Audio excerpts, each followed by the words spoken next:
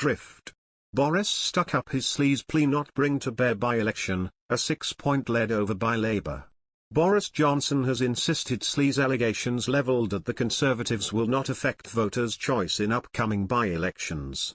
The Prime Minister visited Sidcup on Friday afternoon ahead of a vote next month to replace former Minister James Brokenshire, who died of cancer last month. He said the local candidate in Old Bexley and Sidcup was strong enough to mean voters will back the Tories. Asked whether he feared public concern over standards would lose the Conservatives the Sidcup by-election, Mr Johnson said, "No, because Louis French is running a great campaign on the big issues that matter to people. He is building on the legacy of James Brokenshire, ensuring that Queen Mary Hospital has ever better faculties and making sure that we have ever safer streets in Greater London."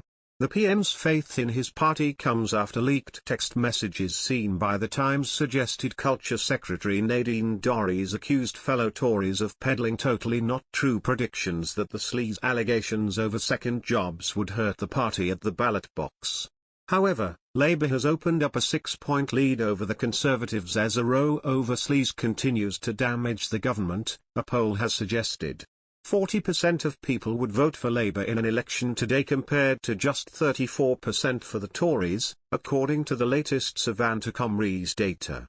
The survey, which was conducted on Thursday, signals a pronounced shift from last week, when pollsters gave the Conservatives a clear lead over their political rivals. This is the third time in as many days that different pollsters have indicated the government had lost its lead over Labour.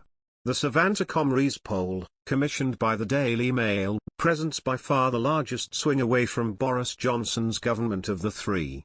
Wednesday's Redfield and Wilton poll put Labour 2 points ahead, and Thursday's YouGov poll had both parties level on 35%. The Tories' decline in popularity has been attributed to the public's concern over Sleaze allegations which have engulfed Boris Johnson and his party over the past fortnight. 2/3 of voters now believe the Conservatives are very sleazy, according to YouGov. This unflattering view comes after the Prime Minister attempted last week to let Tory politician Owen Paterson avoid a 30-day suspension for breaching the Commons lobbying rules.